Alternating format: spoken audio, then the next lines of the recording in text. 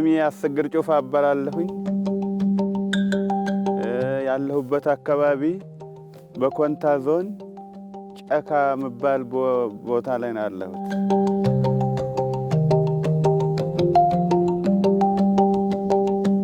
በአገራችን ጥጥ እንዘራና እንፈትለዋለን ከዛ በቀልመን በሸማኔ እናሰራለን ከተሰራ በኋላ እንገምድና እንዳይበጠስ እንቋጫዋለን ህብር ቀለም አሰርተን እንለብሳለን ቋጭተን ፈትለን እንደለበስነው እኛ ጠንካራ ውህድ ኢትዮጵያውያኖች ነን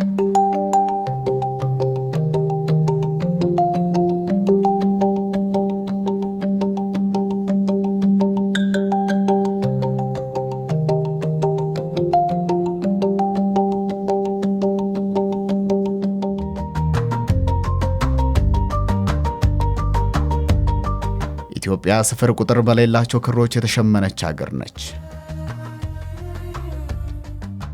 የታሪክ፣ የቋንቋ፣ የቀለምና የባህል ክሮች ባህሎች ይዋሃዳሉ። ለጋራ ማንነትም ሕይወት እስትንፋስ ይሰጣሉ።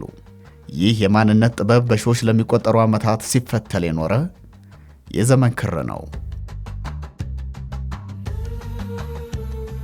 ባህላዊ ሽመና የዘመናት የኢትዮጵያ ታሪክ አካል፣ የብሔር ብሔረሰቦች መተሳሰሪያ የወል ጥበብ ነው።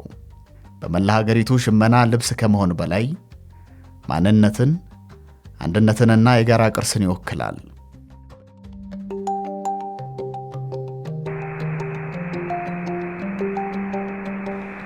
ኢትዮጵያውያን በሸማ ልብስ ባህላዊ በሆነ መንገድ ልብሳቸውን በመስራት በታሪክ ብቻ ሳይሆን ዛሬም ሁላችሁም እንደምታውቁት በሽመና የሚታወቅ ባህል ያለው ሀገር ነው ኢትዮጵያ።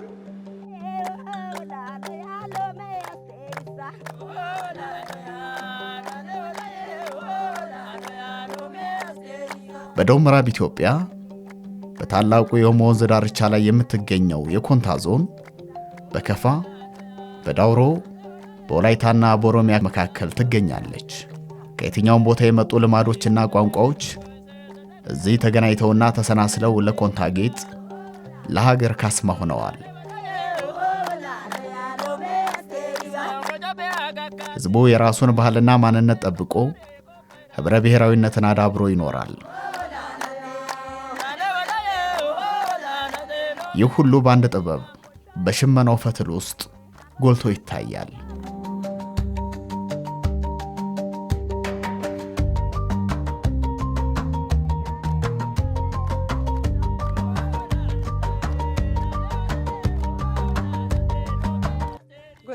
سفيدته لو فيدته سلام دته لو صولقا ويس لا وستغلته لا لولو يا ولا ولو يا لا لولو يا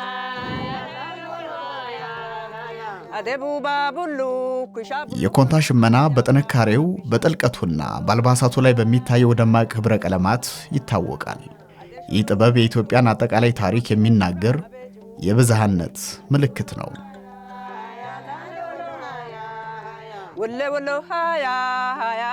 የኢትዮጵያ የሽመና ባህል የትብብር ተምሳሌት ነው።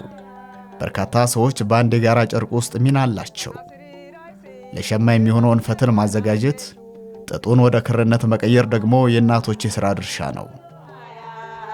ደሹካሹላ ማና ባሻና ታፎ ኢጎባና ጥጡ እንግዲህ ፍሬ አውጥተን ቀሰም ከለወጠ በኋላ እንግዲህ ልብስ ጋቢ ወይም ቀሚስ ወይም ለጥና ቡልኮ ጋቢ በቃ አንድ ላይ ሆነን በጋራ እንሰራለን። ድሮ እንግዲህ ጥጡ ተለቅሞ ጎረቤት ለጎረቤት ቡና ስንት እንደዚህ ተነብቶ ይቀመጣል። ከዛ ሊቃቂት እያወጣን በቀን 3 ሊቃቂት 4 ሊቃቂት አውጥተን ቀሚስ እናወጣለን። ማይማና ታከከባና ላስቆይማና እሸነስማና ፈትል ስራ ብቻ አይደለም፣ ይልቁንም ከትውልድ ወደ ትውልድ የሚተላለፍ የማይደበዝዝ ውበትና የዘመን ትዝታ ነው። የእንዝርቱ እያንዳንዱ ሽክርክሪት ለስላሴን ወደ ጥንካሬ፣ ጥሬነትን ወደ ውበት ይለውጣል። ሄሎ ሄሎ ሄሎ ሄሎ ሄሎ ሄሎ አሎ ሄላለ በህብረት ከሰራን በህብረት ከተነሳን ለሁላችንም ጥሩ ነው። በርቱ፣ እንስራ፣ እንልበስ፣ ከሰው በታች አንሁን። ሄላለ ሄሎ አሎ ሄላለ ሄሎ ሄሎ ሄሎ ሄሎ ኮንታ ገደ ቦይቴ ዲጋሸናጭ ሞይቴ በፈትል ወቅት ያልጠነከረው ጥጥ ይበጠሳል። ነገር ግን ስራው አይቆምም። እናቶች የተበጠሰውን ፈትል በእርጋታና በብልሃት በማጋመድ ስራውን ይቀጥላሉ። ቋጠሮውን በእጆቻቸው አዋህደው ይፈትሉታል። የፈትሉ ጉዞም ይፋጠናል። ሀገርም እንደ ፈትል ነው። የሀገር ግንባታ በርካታ ተቃርኖች ይኖሩታል። ተቃርኖውን እያስታረቁ ችግሮችን እየፈቱ መጓዝ ግን ጠቃሚ ነው። ፈትሉን ስንፈትል ይበጠሳል። ከተበጠሰ በኋላ በጣም እናስተካክልና እንትን ይገመዳል፣ ይጠመጠማል፣ ቆጠረው ይጠፋል። ይሄ ምንድነው መሃል ላይ ከተጓጎለም ይጠፋል። ሁሉንም በእጃችን ነው የምናስተካክለው። ተቆንትን ተበጠሰ ብለን አንጥልም። በደንብ ነው የምናስተካክለን የምንፈትለው። ጥጥ አሁን በጣም ስስ ነው። ሲበጠስ አንድ ላይ ያረጉና አጣምረው ይፈትላሉ። ሲፈትሉ ይገመዳል። ያ ይገመድና ጠንካራ ሆኖ ጠንካራ ልብስ ይወጣል። አይበጠስም፣ አንድ ይሆናል።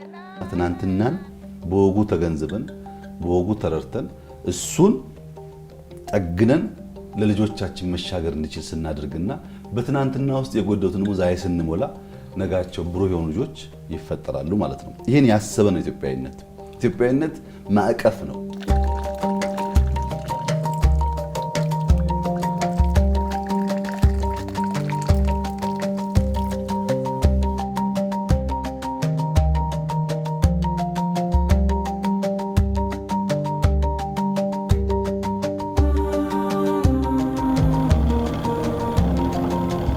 ሽመና የብዙ እጆች ብልሃት፣ የብዙ ልቦች ውህደት ውጤት ነው።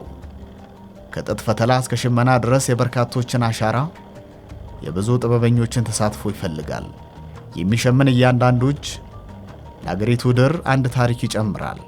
ሁሉም በየተሰማራበት የሥራ ዘርፍ ሀገር ይገነባል። አንድ ላይ ስንሰራ መለወጥ እንችላለን። አንድ ሰው ብቻውን ከሰራ የትም መድረስ አይችልም። አሁን 100 ሎሚ ለአንድ ሰው ሸክም ነው፣ ግን ለ100 ሰው ጌጥ ነው። እንደዛ ነው። ትብብር በቃ ውበት አለው። ትብብር ድካም የለውም። ሽመና ከዕደ ጥበብ ያለፈ ትርጉም አለው። የማንነት የጽናትና የአንድነት ምልክት ነው። መሸመኛው ይጮሃል፣ ክሮች ይሻገራሉ፣ ይዋሃዳሉ። ከነዚህ ክሮች ታሪክ ይወለዳል። የማንነት የውበትና የአንድነት ታሪክ።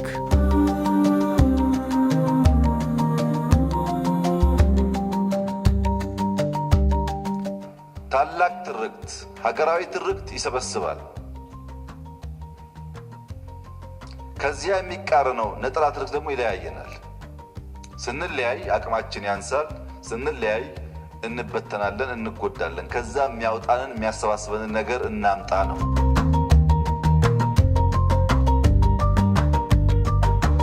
አንዲት ክር ብቻዋን መቆም አትችልም። ነገር ግን ክሮች ሲገናኙና ሲገመዱ ጠንካራ ይሆናሉ። የዘመንን ክብደት የመሸከም ብቃት ያገኛሉ። በብረት የቆመች ሀገር ተጽዕኖችን ተቋቁማ የውጭና የውስጥ ፈተናዎችን በጽናት አልፋ ዘመናትን ትሻገራለች። እንደምታዩት በጣም አናሳ ትንሽ ናት፣ ስስ ናት። ግን ሺውን ትበጠሳለች። እንደዚህ አትችልም፣ አቅም ያላት። አሁን ወደ ስመጣ ደግሞ ይሄ አሁን እንደምታዩት በጣም ጠንካራ ነው። አሁን እንዲህ ይበጠሳል ባል ይሄ አይበጠስም፣ ተያይዞ ነው ያለው። ተያይዞ አሁን እንደምታዩት ይሄ አሁን ልብስ ከዚህ የወጣ ነው፣ ከነኚህ ሁሉ ተሰብስቦ የወጣ ነው እና ይሄ አሁን አይበጠስም፣ አይሻከርም።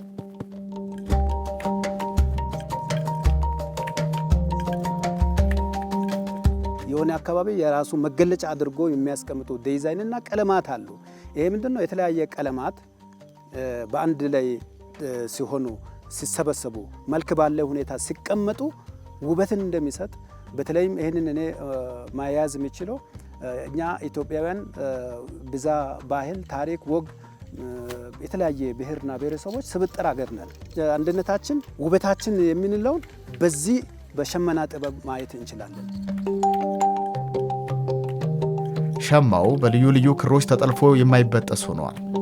የኮንታ ፈትል ከዚህ ሰፊ የቃል ኪዳን ሸማ ውስጥ የተገኘ ንዑስ ጥልፍ ነው።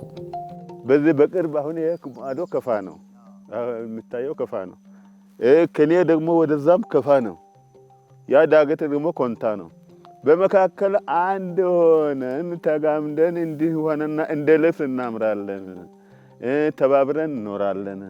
ለሀገርም አንድነት እንደዚህ ያስፈልጋል። ኮንታ ውስጥ ከሚጠቀሙ በተለይ ቢጫ በቀይ ያለው ጠቃጠቆ ያለውን ምልክት ሲያኖር እንደ ህዝብ ኮንታ ከተለያዩ ብሔርና ብሔረሰቦች በጋራ ተዋዶ በፍቅር በአንድነት የሚኖር ህዝቦች መሆኑን ይሄኛው ቀለም ማሳያ ነው። በእያንዳንዱ ክልል ውስጥ ባለው የሽመና ጥበብ እጆች በተለያዩ መንገድ ይንቀሳቀሳሉ። ቀለማትና ንድፎችም ይለዋወጣሉ። ነገር ግን በአንድ ሸማ በአንድ ሀገር ጥላ ስር ይሰባሰባሉ። የጋራ ማንነትን ይገነባሉ። ጥቁሩና 130ና ነጭ ቢኖርም ውበት አይሰጥም። ተለያይቶ ቀዩም ጥቁርም ቢጫም አለ አረንጓዴ አለ ሁሉ ሲገቡ ውበት ይሰጣል። የሸማ ጥበብ እንደ ሀገር ግንባታ ትዕግስትን፣ ጥረትንና ጥበብን ይጠይቃል። በሽመና ሥራ ውስጥ ነጠላ ክር ሊበጠስ ይችላል። የክር መበጠስ ጊዜያዊ ችግር ነው። የተበጠሰው ክር ይጠገናል፣ ከሽመናው ጋር ይዋሃዳል። በአንድ ሀገር ህዝቦች መካከል የተፈጠሩ ግጭቶችም እንዲሁ በሰላማዊ መንገድ እየተፈቱ የተበጠሰውን ፈትል እየገመዱ ወደፊት መጓዝ ይጠይቃል። ከጥገና በኋላ የጋራ ሸማችን የበለጠ ጥንካሬ፣ የበለጠ መዋሃድን ያገኛል። በተቻለ መጠን ኢትዮጵያውያንን በጋራ ራዕይ ላይ መሰብሰብ ያስፈልጋል። ኢትዮጵያውያን በጋራ ራዕይ ከተሰባሰቡ በኋላ ስብራት ለይተን መፍትሄ ማበጀት ደግሞ ያስፈልጋል። የኢትዮጵያ የእድገት ጉዞ ስብራት፣ የኢትዮጵያ ፖለቲካል ችግር ስብራት ዋነኛው ጉዳይ የጥላቶቻችን አጀንዳ ነው። ይሄም መለያየት ነው። ዘር፣ ሃይማኖት፣ ጾታ፣ ሰፈር፣ መንደር እየተባለ መለየት ነው። ለዚህ መፈወሻ መድኃኒት ደግሞ መደመር ብቻ ነው።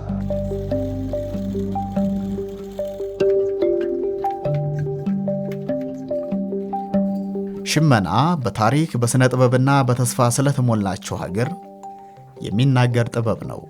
የአንድነት ክሮች ጠንካራ ልብስ ብቻ ሳይሆን ጠንካራ ሀገር ይፈጥራሉ።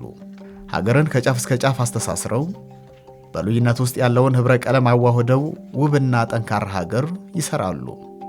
ብቻውን ነጭ ከተሰራ ደስ አይልም። ውሃ ሰማይም ብቻውን አረንጓዴ ከተሰራ ደስ አይልም። ዲዛይኑን ጠብቆ አይነት ከገባ ያምራል፣ ውበት አለው። አንድ ሰው ብቻውን ዳገት መውጣት ስለማይችል ከህብረት ከሰው ጋር ተተባበረ ዳገቱም ይቀለዋል። አንዱ በአንዱ መንገድ አንዱ ቤር በአንዱ መንገድ ከሄደ በቃ ጎሳ መለያየት ይባላል። ደስ አይልም።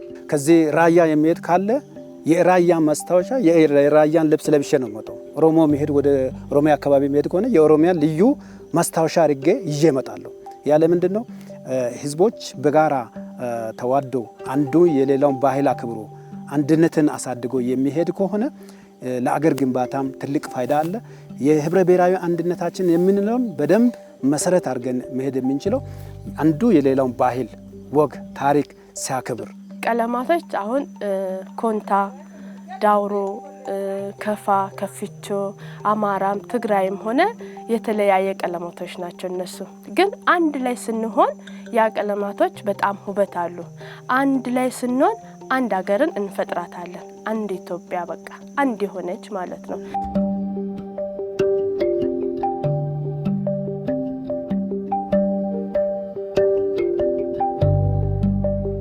የኢትዮጵያ ሸማ ዘመን ተሻጋሪ ነው። ክብርን ለአረጋውያን፣ ተስፋን ለልጆች ይሰጣል። የተሸመነው ጨርቅ ለሽማግሌዎች የክብር ጋሻ ነው፣ ለልጆች ደግሞ የወደፊት ተስፋ ምልክት። ሀገርም የዚህ ሁሉ መሰረት ነች። ለአረጋውያን የክብር መጠጊያ፣ ለልጆች ደግሞ የወደፊት ተስፋ። እንዲህ ለብሶ አቅፎ ሕፃንን አሳድጎ ልጆቻችን ስርዓታቸውን ወጋቸውን ይዞ መተዳደር አለባቸው። እንደ ተናጎ እንደቱ ወለገቶ እንደ የሎ አጋኮፖ እንደ ማጾ አጋኮፖ እንደቱ ቆጪን ሳይ ዶሎ እንደቱ የኢትዮጵያ ሸማ ሰላምን ያወርሳል፣ ክብርን ተስፋን ያገናኛል። የተሸመነው ጨርቅ ለሽማግሌዎች የሰላም ጋሻ ነው። ሽማግሌዎች የሽመና ኩታ ሲለብሱ የሰላም ዳኞች ይሆናሉ። አክብሮታቸው የሚመነጨው ከእድሜ ልምዳቸውና ከለበሱት የክብር አልባስ ነው። የኩታው ክብር የሰላም ዋስትና ነው። ግጭቶችን በማብረድ እርቅ ያመጣል። አገርም ለሕዝቧ እንደ ኩታው መከበሪያ ናት። ማታውት አይዳን አይካው እንደ ቋት እንደ ቶዶሎ እንደ ቱይቷግድቴ እንዳንጮ አብለትቴ ሚያተተቴ ነና የኛ ሽማግሌ አገር ሽማግሌ ቡልኮ የሚባለው ማታ ተለብሶ የሚታደር ነው። ጋቢ የሚባለው ቀን ሽንግልና አለ። ሰው የተጣላን ሰው ለማስታረቅ ዱቡሻ የሚባል አለ፣ ዘባ የሚባል አለ። እዛ ላይ አገር ሽማግሌ ታዋቂ ሽማግሌ ድንበር ቢጣላ በከብት ጋራ ምናምን ቢጣላ ሚስትና ባል ቢጣላ ያንን ጋቢ ለብሶ ዱቡሻ ተሰብስቦ በቃ ያስታርቃሉ። ጋቢ ለብሶ ቡልኮ ለብሶ ዳቦታ ፖላ ዳቦታ ፖላ ነዶና ያዶና ይተዋግዶ ነዶና ያዶና ይተዋግዶ እንዴቱ ዳጎታ ፖለ ዳጎታ ፖለ እኔ እዚህ ረጀው ተማርኩ ኮራው ሽማግሌ ተባልኩ። ነገ ኢትዮጵያ ከሌለች ልጄ የት ነው የምሄደው? እንግዲህ ስደተኛ ማለት ነው። ስደተኛ ያለው የሰው ሀገር ሰው መጤ ተብሎ ነው እና ኢትዮጵያ እንደ ቀልድ የሚታይ አይደለችም። ሽመና ከጥበብ በላይ ነው። የሚሸምን እያንዳንዱ እጅ ለጋራ ማንነታችን አንድ ቀለም፣ አንድ ጥበብ ይጨምራል። ጨርቁ ሲጠናቀቅ ሰውነትን ከነፋስና ከፀሐይን እንደሚከላከል ሁሉ ጠንካራ ሀገርም ሕዝቧን ከመከራ ትጠብቃለች።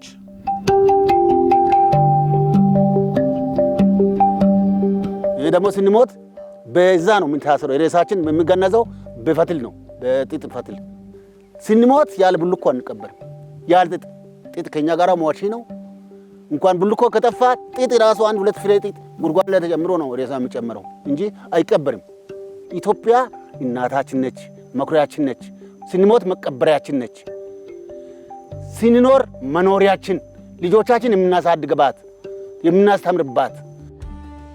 ነገር ግን ሰው ሞቶ እንኳን የመጨረሻ ማረፊያው ሀገሩ እንድትሆን ይመኛል። ስንሞት እንኳን ልናርፍበት የምንፈልገውን ምድር የማጽናትና የማቆየት ጉዳይ የየዕለት ንግግራችን የየዕለት ስራችን ውጤት ካልሆነ በእኛ እንዝላልነት ሊፈርስ ይችላል። እግዚአብሔር የሰጠን ጥበብ አለ። እግዚአብሔር የሰጠን ታሪክ አለ። በሀገራችን ገና እንለማለን፣ ገና እናድጋለን።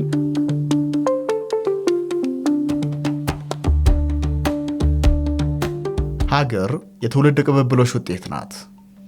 የሽመና ጥበብም በትውልድ ቅብብሎች እዚህ ደርሷል። በኮንታ ሽመና ሕያው ባህል ነው፣ ያለፈውንና መጪውን የሚያገናኝ ድልድይ።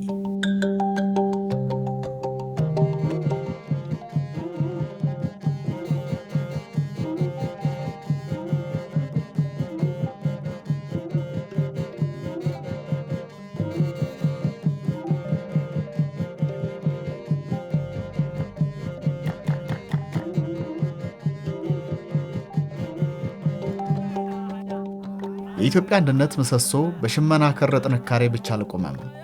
ይልቁንም በኮንታ በዕደ ጥበብ ውጤቶች ጭምር ታጅቧል። በእነዚህ የእጅ ሥራዎች ውስጥ የጋራ ሕይወታችን ውበትና አብሮነታችን በደማቅ ሁኔታ ታትመዋል።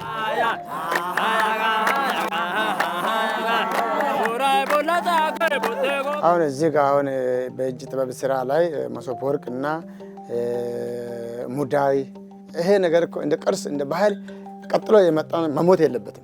ማሳደግ ነው፣ ማስተማር ነው። ኮንታ የሽመና ብቻ ሳይሆን የዕደ ጥበብ ምድር ነው። የዕደ ጥበብ ባለሙያዎች ሞሰብን ጨምሮ የተለያዩ መገልገያዎችን ይሰራሉ። በእነዚህ የዕደ ጥበብ ውጤቶች ውስጥ አብሮ የመብላት ባህላችን ጥልቅ ውበትና ትስስር ይገለጣል። ሞሰብ የቃል ኪዳን ማዕድ ነው። በአንድነት የምንሰባሰብበት፣ ልዩነትን ትተን ጉርሻን የምንካፈልበት ነው። ይሄ የሰላምና የፍቅር ምልክት ነው። ሰብስበን ነው አንድ እናደርጋለን ኢትዮጵያ ማለት ነው። ጥላቻ ማለት እኮ ጥላቻ አንድ ማዕድ ላይ መብላት አትችልም።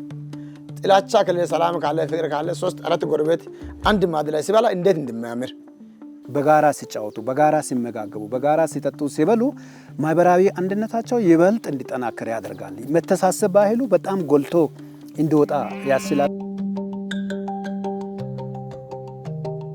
የኮንታ ሽማግሌዎች የዘመን ጠባቂዎች ናቸው። ለዓመታት በጥበብና በትዕግስት ሁለት ውድ ነገሮችን ጠብቀው አቆይተዋል። የሕዝቡን ባህልና የተፈጥሮ ሀብት።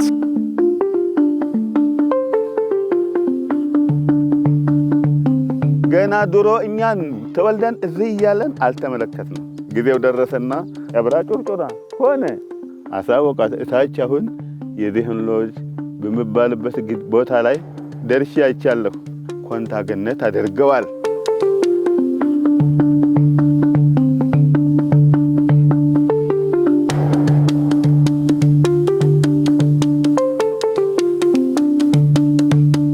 ብሔራዊ ፓርኩ አለ። ከብሔራዊ ፓርክ ባሻገር ባህላዊ ሀብቶች፣ ሌሎች ታሪካዊ ይዘት ያላቸው የቱሪዝም መዳረሻዎች አሉ። የሚመጣው ቱሪስት አይቶ ጎበኝቶ መሄድ ብቻም ሳይሆን ያለውን እዛ አካባቢ ያለውን ነገር ገዝቶ ሸምቶ ይዞ መሄድ ይፈልጋል። የግብርና ምርት ሊሆን ይችላል፣ የዕደ ጥበቡ ሊሆን ይችላል። አንዱ የባህል ልብሳችን ስካርብ በመሳሰሉት ሌሎች አልባሳት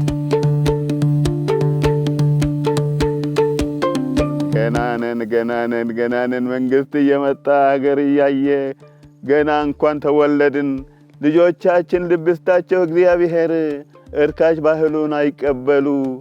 ለሀገሬ እጸልያለሁ፣ ለኢትዮጵያ ለምናለሁ። ኢትዮጵያዊነቴን ነው በጣም ማምነው፣ ኮንታነቴ ነው ምኮራው፣ ደግሞ ደቡብነቴ ነው የተዋሃደብኝ። ውህድ ፍቅር አንድነት ሀገር ነን። ገና እንልቃለን፣ ገና እንታደሳለን።